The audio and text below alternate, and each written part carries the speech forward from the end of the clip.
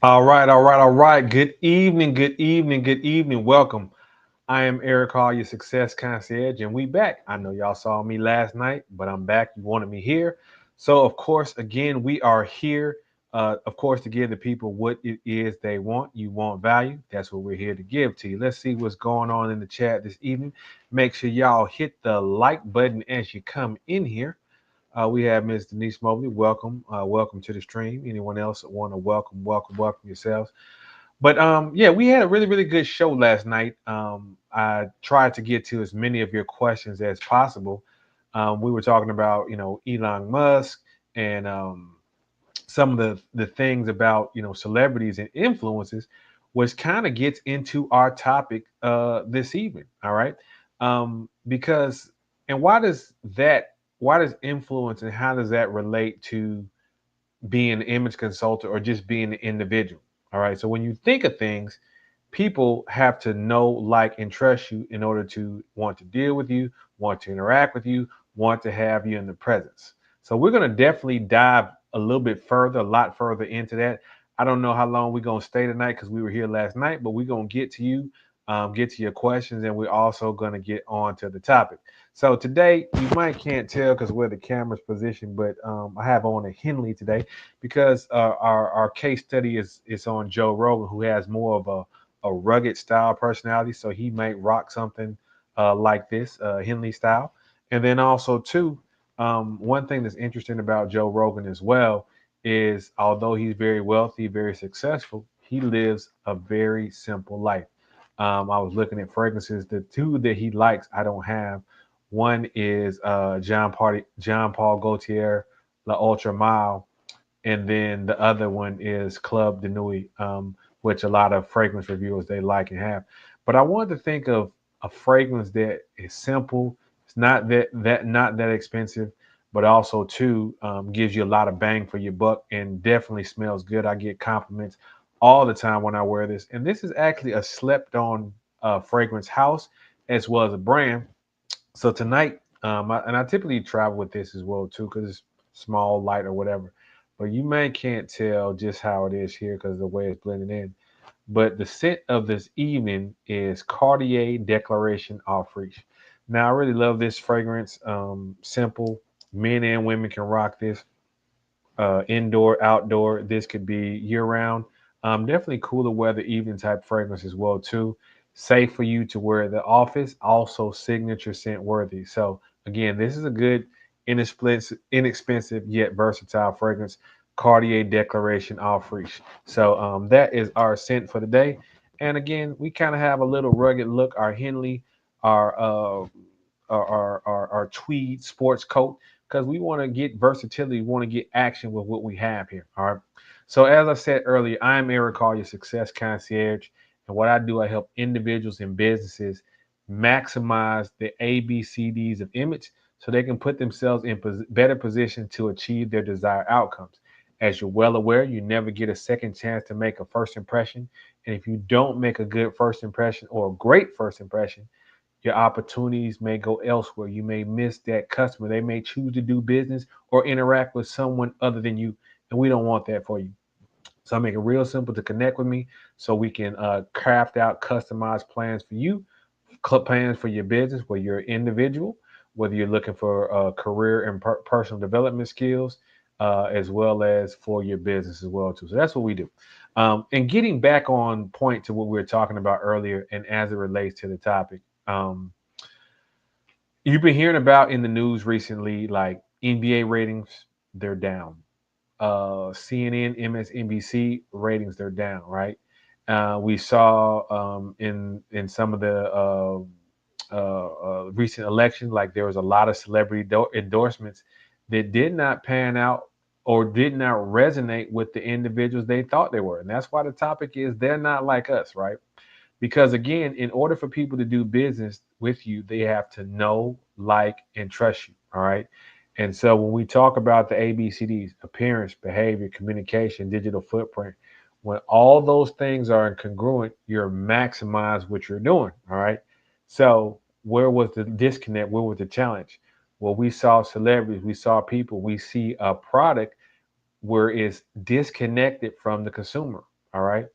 Those news broadcasting, they're disconnected from the consumer because maybe those consumers don't feel they're authentic.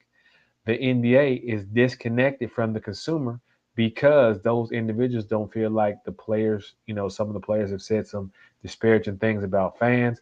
They don't like some of the narratives, the things that go on. They want to get to the real. They want to get to the truth, which is why they come places like YouTube, that they come places like independent media, so they can in fact get a different perspective, maybe a non-biased perspective, and a perspective that they can talk with individuals and interact with. So that's what's going on with that. So let's see what's going on in the chat here. See if we have any questions as well too. I'm going to put the link in there as well in case anybody wants to join. But we're going to get into the topic because this is what you asked for as well too. We're going to be talking about Joe Rogan. That's going to be our case study for this evening. I'm going to pull that up and I'm going to test it out here on my device to make sure it is doing what we need it to do. It's changing, it's interacting with that. And of course, as always, we're going to be taking your questions. So feel free to put those questions in the chat. Feel free to hit that Cash App because your success concierge is working very hard for you to deliver value. So hit the Cash App so you can reach out. You can get your questions to me that way. And also, too, you can support the show because we want to constantly improve so we can continue to add value.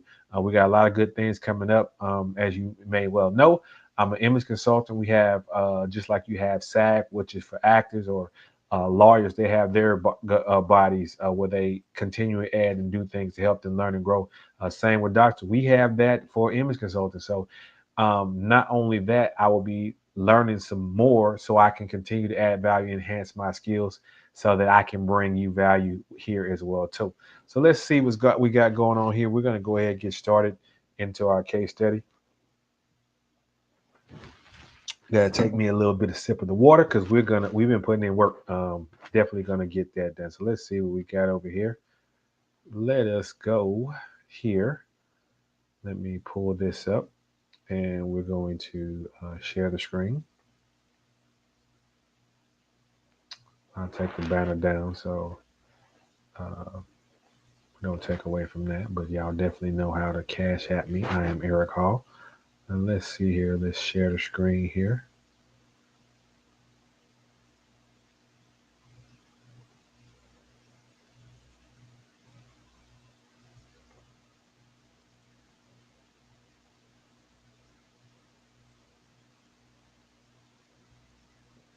All right, so we got that up. Let's go to the PowerPoint. Let's get over here in this. And let's see if it's changing like I needed to change. Let me check this out here, and then we'll go ahead and get started.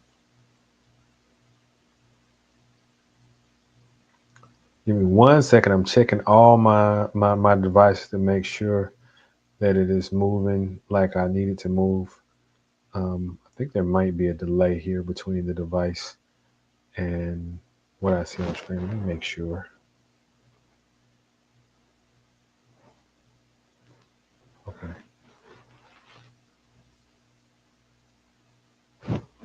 Let's see here. See if it changes here.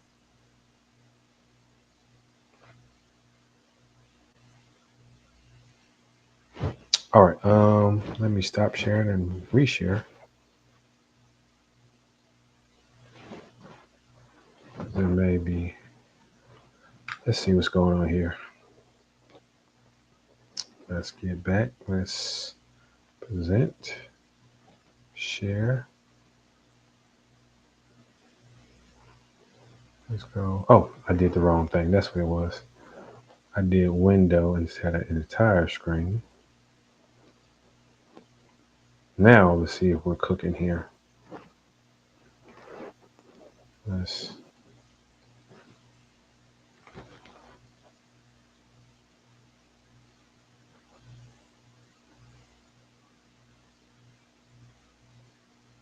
All right, great. I got it working now. Sorry about that, y'all. We sometimes have technical difficulties from time to time where we're gonna make it work.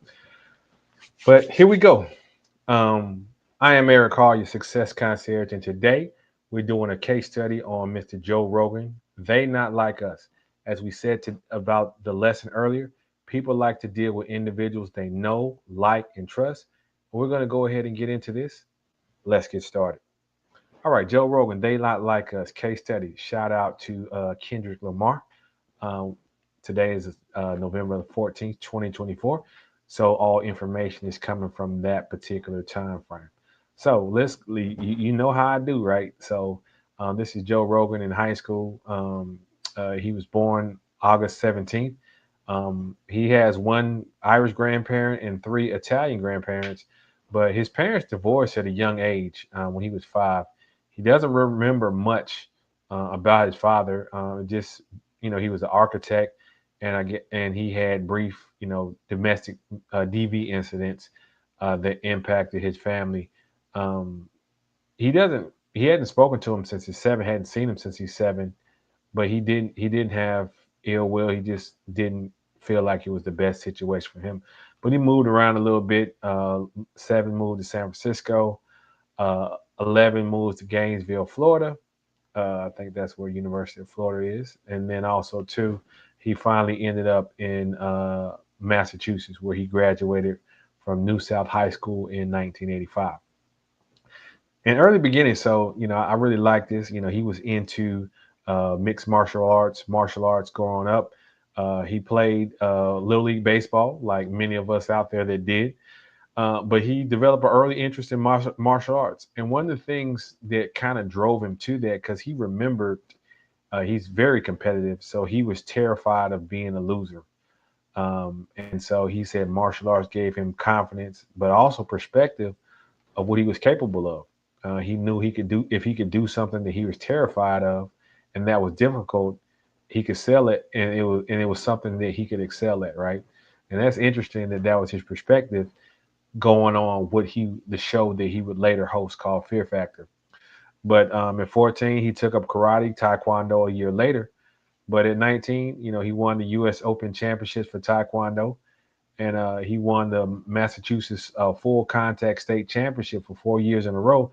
He also became a taekwondo instructor as well too.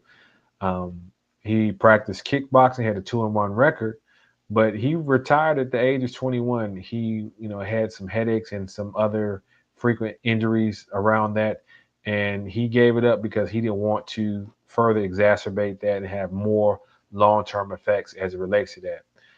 He went to college, UMass in Boston, but he found the endeavor pointless, and so he dropped out. So what's interesting is, a lot of people see him on TV. You may or may not remember him, depending on your age, based on, his Fear Factor and podcast. But he started off as a comedian, and he really had no intention of becoming a comedian. He just really enjoyed it at a young age. I remember sneaking up late at night to watch Def Comedy Jam, so I can definitely understand that. And then so Richard Pryor's comedy special live at Sunset Strip. Uh, he said it affected him in a profound way, and he said nothing had made him laugh like that ever. Shout out to the late great Richard Pryor. If you haven't checked him out, definitely do that. Watch the kids, because there's some language with that. But so with that, he would make friends at Taekwondo laugh at his jokes and his and impressions. And then, like when he was 21 in August, some of his friends they said, "Hey, why don't you go do a stand up?" So he prepped his material and his delivery, and so he performed his stitches in a comedy club in Boston.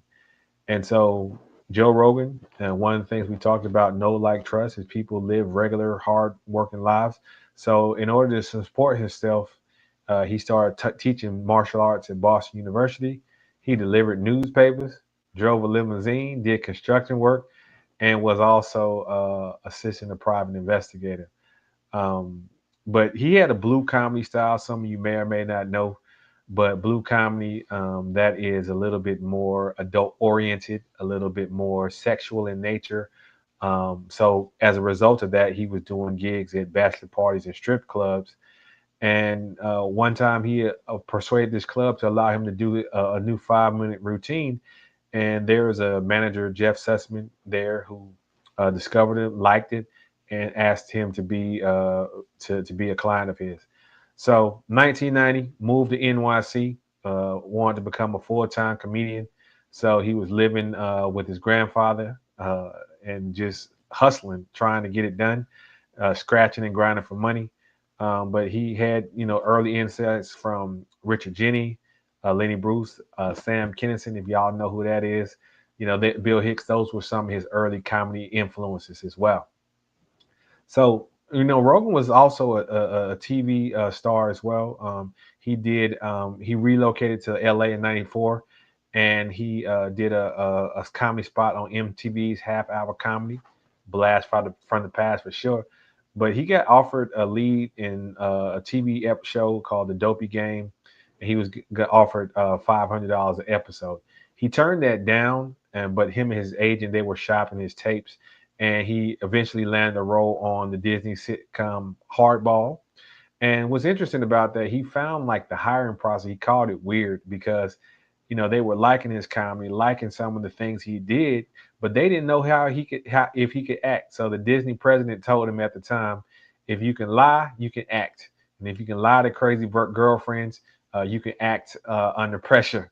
And so at that time as well too, he there's a famous comedy location called the Comedy Store, and he performed there, paid and unpaid, for 13 years after that. And so continued in TV, did a TV show, News Radio, you see right here. He did that from 95 to 99. And so one of the things, individuals, as you see up here, he befriended the late Phil Hartman, right? And so Phil Hartman was having marital problems. And so he persuaded Hartman to divorce at least 5 times. And some of you may or may not know, but Hartman co-created the Pee Wee Herman show and the series along with that. All right. So I know I'm dating myself given the age, but again, some of you may or may not remember that. But Hartman was murdered by that same wife. That was his third wife. She murdered him, and then, did herself as well too. Hopefully, I don't get bleep for that, but I'll have them edit that in production. But it affected like his comedy, and he had to counsel for a little while. But Rogan viewed acting as very easy, and he got tired of playing the same character every week. But he only did it for money. All right, but he had a bigger vision, and later he called that his dream gig because he was making money doing the show, but he was also able to practice and do his stand-up comedy. Anybody knows, like I know quite a few comedians. I've seen them go from start to finish, beginning to end, and sometimes the money doesn't come in. They have to do other things. So acting allowed him to support himself and build his dream up. All right, so UFC. So Rogan has always been into martial arts and such and so forth. And so even as early as 1994, he went to a match, and he landed a position with UFC. This, of course, was pre Dana White, but he only quit. He quit after 2 years. You see that UFC too. I can't remember what number we're up to now. I know we're in the multiple hundreds, but that was in the early days of UFC. And so Rogan had to quit because, again, it was, the salary wasn't enough to support his travel costs, and a lot of the travel was in rural areas, right, which was difficult to get to and probably expensive. But you see him at the top here. In February 2007, he made his debut as backstage and post-fight interviewer. But before that, he had met Dana White, and when another group took over the UFC. And so Dana White wanted Joe Rogan to be the color commentator, but in true Joe Rogan fashion, he turned Dana White down. He said, I just want to go to the fights and drink. So Dana White said, okay, in exchange for you doing some work with us, we'll give you free primetime access to events for you and your friends. So after about 15 or so gigs, he changed and became a paid full-time paid individual, and he covered UFC for up until 2016.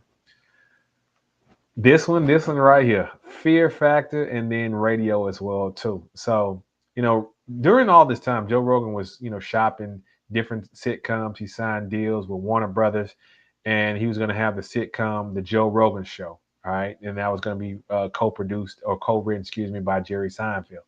And so in '99, he was getting more and more exposure. He was on the Howard Stern show. Howard Stern at the time. He is nicknamed the king of all media. I don't know if that's still the case today. I know he still does a lot of things, but he is kind of, getting up there, and influence is changing, and also his perspectives is changing as well too. So that's a story for a different time. But during his filming, he was offered to host this show called Fear Factor, and he initially declined. So Fear Factor was going to be a swing or spin uh, based on CBS's Survivor, right? And so Fear Factor, you ever seen that? People do all kind of crazy stunts. They eat and drink certain things. It just was crazy. So crazy show. But me and my siblings and friends, we used to watch it to see what people were going to do. how it was going to go. And if you won, he say, fear is not a factor. All right. And so, the main reason that he actually said he accepted the role was because he can make observations about people and see how they behave, and he can use that for his comedy routine. So, in addition to that, he hosted Fear Factor from 2001 to 2006. And as a result of that, people would show up more to his stand-up gigs. He would get more exposure and more turnout. And then he was on other TV shows like the TV show Just Shoot Me, Blockbuster Hollywood Spectacular, and The Man Show, if you remember that. But Joe Rogan had his own comedy specials. Interesting enough, Wesley Snipes, who was also into mixed, martial arts as well too, he had challenged Joe Rogan to a cage fight. This was back around 2005. The fight never happened. As some of you are aware, Wesley Snipes had his IRS tax issues, and so the fight didn't happen. And Rogan said, "Okay, I think he was just trying to get a quick payday to help with that." But in the meantime, he did another comedy special, Shiny Happy Jihad, which you see right here. And then also too, this is a funny story as well.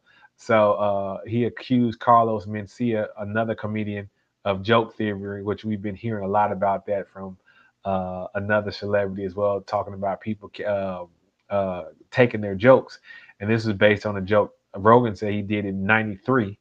But they went back and forth for like a couple years. So what happened? Joe Rogan pulled up on him at the Comedy Store and ended up getting banned. So that's why he no longer performed at the Comedy Store. So he went over to the Hollywood Improv, and maybe some other comedians didn't feel as happy about Mencia. So, but they were happy that he took that action. And again, he did that comedy special that was released. So 2009 to present, Joe Rogan, he's been doing different things. Like, he hosted a TV show called A Game Show in My Head. Some of you may remember that. Ashton Kutcher was the producer. It didn't last but 9 episodes. Again, in 2010, he accused Dane Cook of joke thievery. I don't know how, I guess it was resolved peacefully because they know Joe Rogan will pull up on you. Fear Factor, he hosted that, and then he was in the film Zookeeper that you see his character in the low right hand corner. But then he had a comedy special, Live from the Tabernacle, and he took the following example of from Louis C.K. And so Louis C.K. He made it public on his website, so you were able to download that for $5. And then also too, in 2013, he hosted six episodes of Joe Rogan Questions Everything. All right, this is what a lot of you know him from, the Joe Rogan Experience. So initially, it was just him and a friend, Brian Redman, who was a fellow comedian. They want to launch a free podcast. All right, and so he did that in 2009, and then 2010, and it was a free podcast at that. All right, and so it changed the Joe Rogan Experience in 2010, and made the iTunes Top 100, and it was eventually picked up by Sirius XM satellite radio. So on the podcast, he would have a variety of guests. I've seen him talk with politicians, business people, athletes, even pilots talking about they seeing UFOs, doctors, like a variety of people, and they talk about current events, politics, philosophy, comedy, hobbies, and anything you can imagine.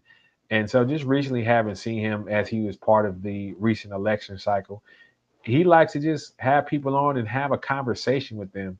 And one of the things I think is successful about Joe Rogan, a key to success, his time as a comedian and just being, and also to a martial artist, you learn how to feed off of other people's energy and be able to sustain that as well too. So as of January 2015, he had 11 million monthly downloads, reached 16 million by October. May 19, 2020, signed a multi-year licensing deal with Spotify, estimated to be around 200 million. Another thing that came up is India Ari. She's a R&B singer. She shared a compilation of Joe Rogan using the N-word. Rogan apologized for this, calling, saying like some of his past language was regretful and shameful.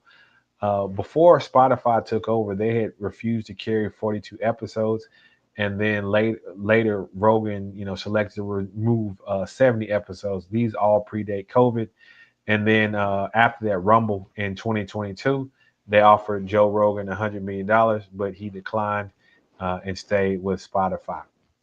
But he also into some other things like Onnit Fitness here. He had his own fitness and supplements brand. So you see him not only rocking the shirt here, but he often does that on his podcast. They eventually sold to Unilever in 2021. But he has his own comedy club in Austin. So if you're down there, check it out. The Comedy Mothership. It opened in March of 2023. But and then some people, criticize. Well, like he has how should I say this? Interesting political views, and I think this is one of the things that makes him somewhat relatable or very relatable. So, in 2020, he described himself as libertarian, and so at the time he endorsed candidate Bernie Sanders. But some of the things he's for, he's like, I'm okay with same-sex marriage. I'm okay with LGBTQ, alternative lifestyle rights, women's rights, recreational drug use, universal health, universal basic income, but which is typically left-leaning policies. But he also supports gun rights and the Second Amendment, and that could come from his martial arts days. But he's also a strong supporter of free speech, which is more toward the right, and he criticizes cancel culture and military adventurism, which is just military just going out making decisions to engage just for and that to engage in conflict, so to speak, that may or may not be warranted in their mind. But so those views are all over the spectrum.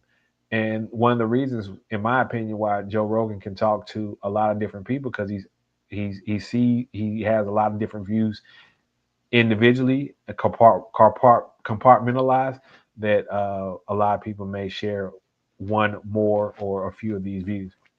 But in 2020, shortly after, he supported Ron DeSantis. He stated he would be a good governor. He called Prime Minister from Canada Justin Trudeau a dictator, but he didn't use that language. He used it as an expletive. But he actually liked him prior to COVID. He called Vladimir Putin evil but impressive. He called the actions in Gaza earlier this year genocide, and then recently he supported Donald Trump in the previous election. So what's interesting, he went far left with Bernie Sanders, also libertarian ideals, but also too some conservative ideals as well too. So he be out there. I will say that he's a supporter of legalization of cannabis. He did a documentary, hosted a documentary, excuse me, the business of getting high. Not only cannabis, he also supports LSD, mushrooms, and DMT to enhance consciousness and introspection. Um, Joe Rogan likes to meditate, so he's also for sensory deprivation and isolation tanks because he says like the isolation allows him to focus more, allows him to meditate deeper, and he says that enhances his mental and physical performance. But we talked about the COVID-19. You see this picture down here. That's him when he had contracted COVID. Um, he stated, young people they didn't need to get vaccinated because he felt like they were healthy. He's been very critical of Anthony Fauci. But on September 1st, 2021, he tested positive, and what drew a lot of ire, as you see in this picture right here, that's him saying what he did. But he had a regimen of some various treatments, ivermectin, NAD, and some other treatments. But then 2 days later, on September 3rd, he tested negative. But some medical professionals wrote a letter to Spotify talking about this particular guest, Robert Malone, who was also later banned on Twitter. Um, said he was spreading false and socially harmful assertions. Some other individuals decided, like Neil Young and some other artists, they wanted to remove their catalog from Spotify because they had Joe Rogan on there and he brings in the cash. So those individuals did not pull the rank that they thought. But additionally, Rogan, he agreed to have a disclaimer on his show prior to the show from Spotify. and then he said he was going to have a little bit more balance, have people from different viewpoints um, come in to give perspectives. If you notice in the recent election cycle, he did invite both party candidates, Kamala from the Democrats, as well as Donald Trump and J.D. Vance from the Republicans. So he wants to have balance there. But personal life, he married a cocktail waitress, Jessica Ditzel, in 2009. She had a daughter from a previous marriage, a previous relationship, excuse me, that he adopted. They also have two daughters together, which is interesting. Joe Rogan, rugged outsider, all girls. I had a friend; he's a professional football player, four girls. They live in Austin now. They moved around. They have a nice estate out there. You see him at the top. He's an avid hunter. So he's from the eat. He's part of the Eat What You Kill movement. He was raised Roman Catholic, moved away from that. He has vitiligo on his hands and his feet. But as I said, he's very much in the martial arts. He became interested in 1994. He has two black belts in jiu-jitsu. One is no gi, and no gi is like the outfit that you see down here at the bottom, where that's what they train to exercise in and do their competitions in. No gi is they're just in well-fitting fitness clothes in order to do that. So he has black belts in both practices. He's gotten awards for being MMA Personality of the Year and Best Television Announcer. But let's get into the appearance, the background. So definitely rugged style personality. You see that in his dress, like he's got the Henley here. This other shirt, open, functional, reminds me of Fast and Furious, but his outfit is going to be functional. He's going to be outdoorsy. He's going to be in his fit. Even some of his fitness gear is rugged. It's just to give um, the most wear for that, and be functional and be durable. That's the word I was looking for with that. And so that's definitely his style, personality. That's how he dresses. I don't think I've ever seen him in a suit or dressed up. I mean, he's collared shirt like that. That's the best you're gonna get from him. And t-shirt, Henleys, those type of things as you see him on his show. Behavior, strategic, open, and he's a doer.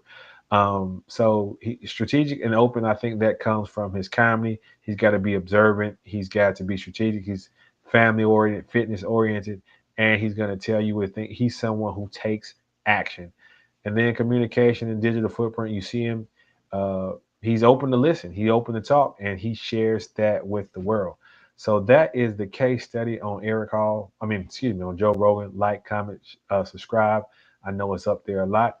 But I am Eric Hall, your success concierge, and thank you for tuning in to this case study. And we're going to see what we got going on in the chat here. That was a very enjoyable case study, actually. Good to learn a little bit about Joe Rogan. Um, let's see what we got in the chat here. You go ahead and put your questions in there. Let me put that up here. Like I said, I don't know how long we're going to stay because we stayed here last night.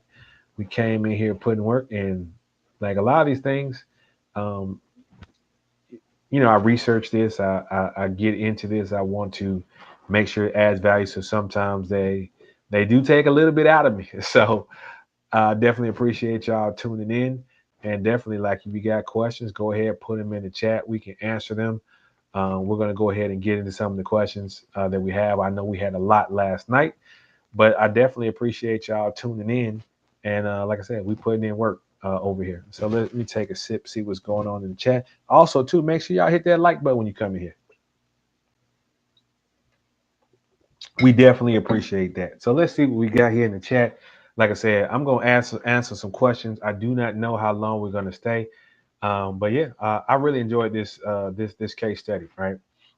And so, just kind of closing remarks on that before we get into some of the Q&A. This, like, Joe Rogan, I really like, because he has a lot of different views. Some you agree with, some you're not going to agree with. But because he's willing to sit down and have the conversation in a non-judgmental manner, this is going to make people say, okay, one, that's why his podcast is so popular, because he has people on there who have difference of opinion. He has people who have different perspectives, who have diverse backgrounds. I know he's had Elon, I know he's had different athletes, all these individuals, which makes people just say, okay, this is just a regular person, a regular conversation. No different than you go to a restaurant location, you sit down and you're having a conversation with the person next to you. You may be talking about sports because you're watching down the ball game. You may be talking about family. You may be talking about, whatever incident that happened at that time. And that's what individuals they like and are open to. And that's one of the reasons why his podcast is so popular. So again, like I said, I know y'all always have some good questions. We're gonna put those. Let's see what we got over here. Well, I know you're gonna come with some good questions. We're gonna do that, and we're gonna see what we got here. All right, this is a good question right here. All right, so uh, did you hear about the NBA ratings down? What are your thoughts? Do you think they will fix it? Okay, so as I said in the opening monologue, NBA ratings are down, and they've been down for a while. And so ratings are not just down compared to like the '90s, the early 2000s. They're down year over year. So that's from last year to this year. All right. You've seen individuals like Kevin Durant come out and make disparaging remarks about fans. You've seen some players saying, okay, if you didn't play, don't talk about us. And then right now they have the gimmick like with the end season tournament as well too, because they're trying to get players motivated to play basketball. A lot of players miss games. They put imposed standards to say if you miss you don't play a certain amount of games, you can't get rewards. But and then also too, we talk about the Bronny James thing. That is purely for, I guess, entertainment value as well as, you know, maybe to sell some tickets. We'll see how it goes. But obviously, the ratings are down. It's not positively impacting that. So, what do I think the fans want? They want the athletes to show up and play. And what I mean by show up and play is, they take days off. I mean, players like Embiid has said, okay, I'm not going to play back to backs. Guys sit out games. You got load management. All these things that people see that, turns them off from wanting to watch the game because, they pay money. They want to see their favorite athlete play. The other thing is the style of play of the game is very offensive oriented. Even Shaq recently said all the teams play the same.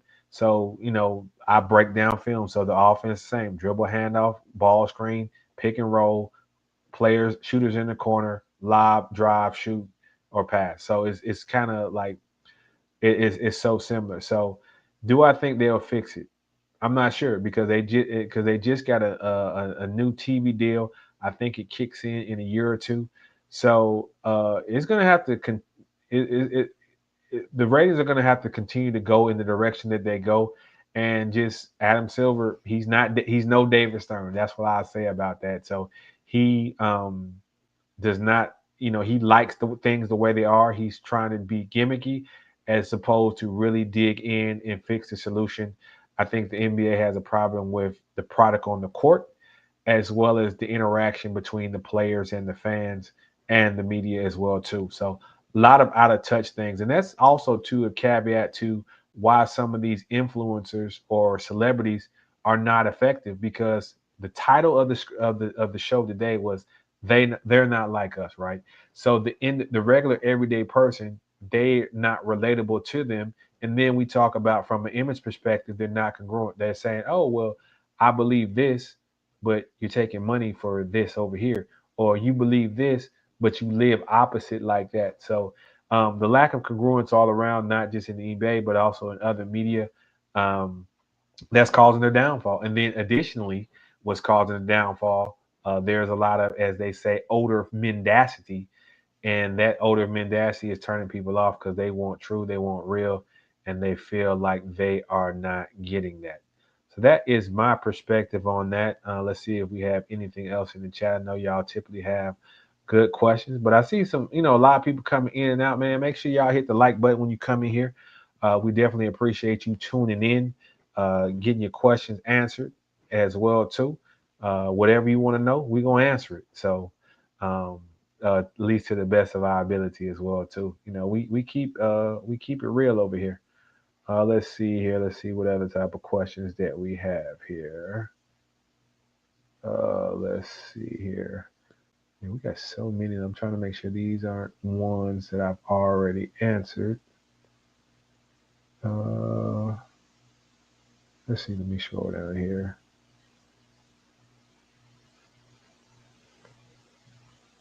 All right, this is a good question right here.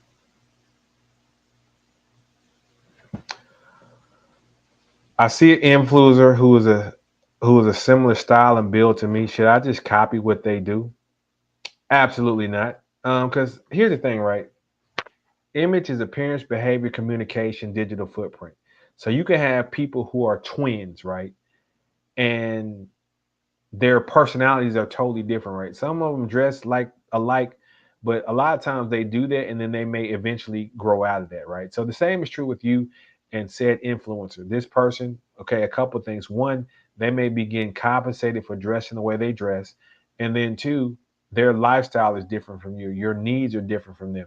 So you may say, okay, I like this color on them. That may give you some hints and clues, but you can't copy one for one again because your style personality is different.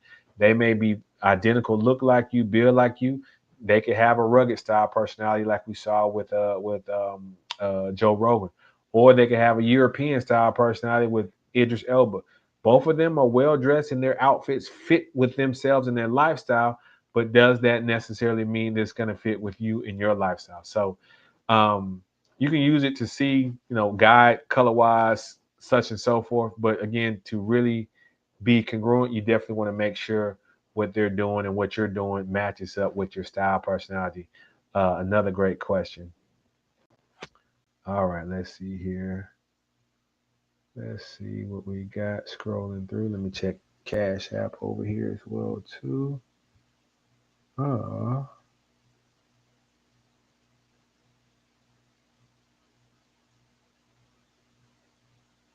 Oh, okay. All right. Here we go. Here goes a good one right here. Y'all like to y'all like to ask me these political questions, and so this is a good one. Fairly neutral. Been getting it, been hearing it, been seeing it.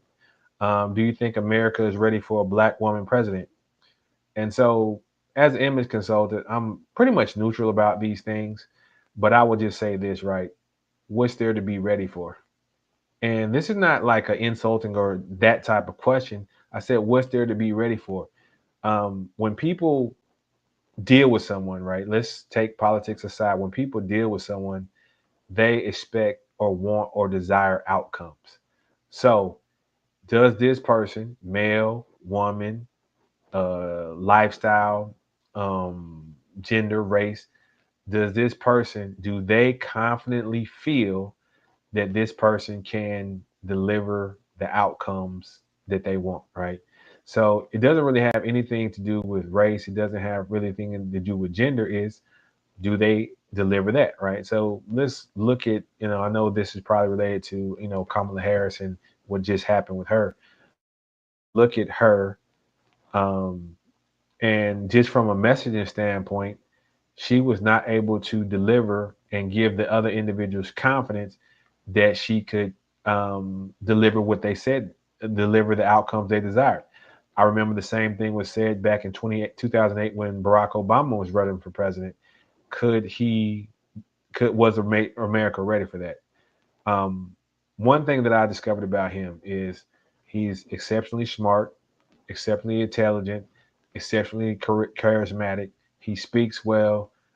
He has a lot of influence. So those are things, characteristics that are not gender specific. They're not race specific. These are characteristics and qualities that he had that allowed people to be endeared to him and believe that he could get the outcomes. Yeah, he also had great messaging. So all these things allowed that. So when we talk about a woman or someone from this background or that background, can they deliver outcomes? Have they demonstrated their ability to deliver outcomes? And do the people feel like they can deliver outcomes? All right. That is the key right there. Like, because over here we focus on outcomes. So outcomes is policy, outcomes is safety, outcomes is, you know, transparency, speaking, all these different type of outcomes that people may want, and that's what they expect. Um, but if you're just saying, okay, a shell of a person, like, are you ready for a woman or someone 6'5" or someone Indian, someone foreign? Can they deliver the outcomes? That's all that matters, right? it shouldn't be about those particular items. It should be about, can they deliver the outcomes? Now, there may be some extra things from a messaging standpoint, an imaging standpoint, a communication standpoint, those things. But that's what it's all about at the end of the day. So I really like, a tough question, good question. But yeah, that's how we answered that. So um, that is a great question. And hopefully I answered that to your satisfaction. I mean, I see a lot of people saying this or that about this person or that person, why they won, why they didn't win. But again, it's about outcomes. Do the people feel confident or comfortable in you being able to deliver their outcomes? No different than you go to get on a plane. Do you care that the pilot is man, woman, child, what man, woman, black, white, purple? No, you care, can they get you from this destination to the other destination? And so you more concerned with their skill set and their ability versus what they look like. So that is my answer to that. So, you know, those individuals, that's what they should focus on. I did talk last night about the key for both parties, what they need to do going forward. So you can go check that out from yesterday's stream. But yeah, that's what we got over there about that. Let's see what other questions that we have here. I'll put the link in the chat in case anybody wants to come up here and chat as well too. I know sometimes I have some intelligent people who have some great questions, great perspectives, and I know I got some trolls as well too who like to cause challenges. But we do not let them run amok over here. We don't do that here. So anyway, let's see what else we got going on from a question perspective. Definitely appreciate y'all tuning in. I definitely always looking at what you're asking me, what your questions are, and what types of things we can do to continue to answer your questions, add value with that, and again, just support you in the way we need to support you. So that's what we do over here. Let's see if we got any other questions up here. Let me see here. Okay, this is a good one right here. Like, as you know, I am an image consultant, so I do talk about different topics as well too. So, what are some good fabrics for cooler weather?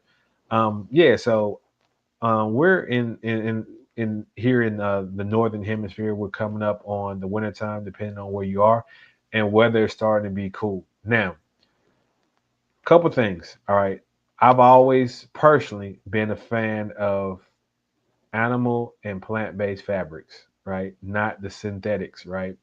And the reason being is it has a little bit more natural, that type of feel. So, wintertime, I do like wool. I do like it's not polyester, excuse me. I do like tweed. I really enjoy cashmere. I actually enjoy a wool cashmere blend as well too, because it's warm and it's light, right? So those type of things, they're going to keep you warm, but also too, wool is going to keep you dry over some of the plant-based fabrics like cotton. So be careful with that. Some of the synthetics, they're going to be warm. They're not as durable, but they're going to be warm. And so you could get, depending on where you wear it to, you can get very, very warm, but it's not going to be breathable. So you may get too warm. But so stick with your wools, your cashmere, your blends. Also merino wool. I really enjoy that. It's breathable. It's warm. You can wear that as a sweater. So sometimes you can wear it without an overcoat. So that is definitely a good fabric to have this time of the year, along with you some good fragrances as well to go along with that. So let's see what else we have going on in the chat here. Y'all been great. Definitely appreciate y'all tuning in this evening and enjoying our case study that we did earlier. This is a good one right here as well too. This is a huge, huge question, right? So here's the thing too. You're going to see this coming up a lot.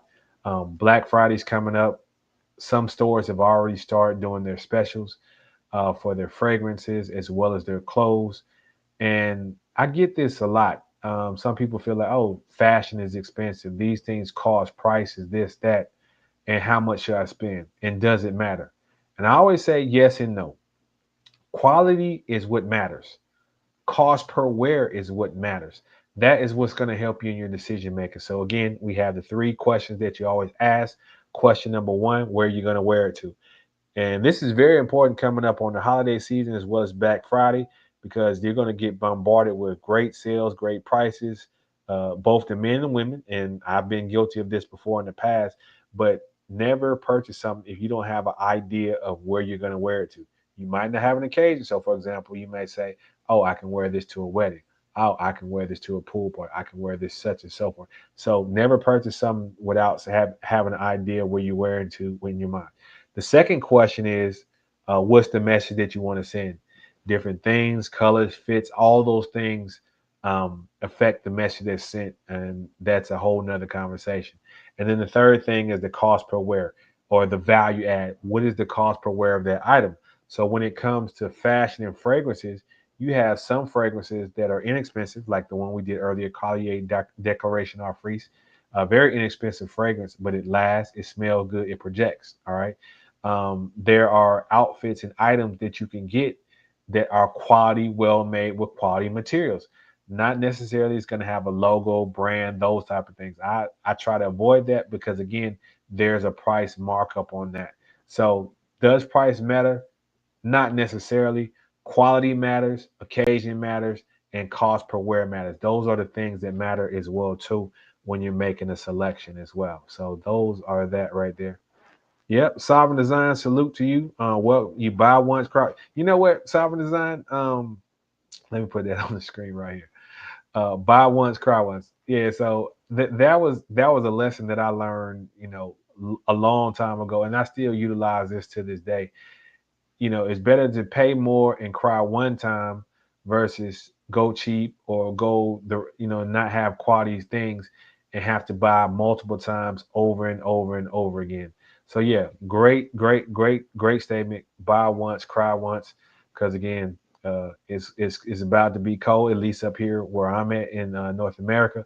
Because I know we have people like I check my analytics. We have people in Saudi Arabia. We have people in UK. We have people in the Caribbean. We have people in Asia. Like I get views from everywhere, right? So the weather may be different than you, but two things is for certain: you don't want to be stuck out when it's really really cold, and you don't want to be stuck outside the road when it's really really hot. So definitely good questions there. Definitely appreciate you, Sovereign Designs, for tuning in, supporting the channel. Let's see what else we got going on here. If we have any other questions before, oh yeah, so this is funny right here. Y'all be getting me with this right here because I don't know if we talking TV or just because some of the stuff we talked about like yesterday with Elon Musk and some of the times he's gotten let go from particular jobs or the new president coming in likes to fire people. So y'all want to ask these questions? I'll answer this. This is actually a good question too. Have you ever been fired and how did you handle that? Have I ever been fired? All the time, multiple times. Even got fired on my day off. Not a joke, but real. And so how do I handle that? Well, when those type of things happen, it is like it definitely kind of shakes your confidence and makes you question certain things because it could be justified, could be not justified. But realize this, people, organizations, they make decisions. They can be financial. They can be all these things that are beyond your control. You could 10 people could like what you do and one person does. It could be that simple, right? So I try not to read too much into it. What I do, I may rant for a little bit or may get upset for a little bit, and then I focus on getting to the next thing that I need to do. Also, too, working toward being your own boss and having multiple streams of income as well. But to me, it's a part of life. When it's happened to me, I've gotten to the point they tell me, they email me, they write me, I accept it. Almost like if it was a relationship, if the person decides they made the decision to be without me, whether it's relationship, a business, or a company, I don't argue. And the reason I don't argue is because they've already made the decision in their mind that they want to go into a different direction. So that's just such as life. It happens. We keep getting stronger and keep moving on to what what we need to do. All right, let's see here. We got a couple more questions, but let's see. Let's see if we do. Let's see what's going on in the chat. See anything else? Let me put the link in here because typically we like to keep this an hour, at least for right now, because this is this is tough on me, just because of the what we have to do here, and also too, um, I'm not one of those long-winded preachers, so I like to get to the gist and move on for what I do. And again, y'all had me here last night. We had a great show. You guys were great last night as well, so we definitely appreciate that. Let's see if we got anything else. I put the link up in the chat, but yeah, we keeping it right on time. Your success concierge is a little bit hungry because we put in work today, and as Kanye and Common said, we did what we had to did on that. All right, so we're gonna see. I'll be traveling. May do a show right before Thanksgiving. I know some of y'all may be with your family and loved ones, but we'll definitely get into that. But if we don't have anything else for right now, definitely appreciate y'all tuning in. Like, comment, share, subscribe. You definitely have to show your support. We appreciate you being here with us. But yeah, we appreciate y'all for tuning in. I'm Eric Hall, your success concierge, and we are out. Salute. Good night, everyone.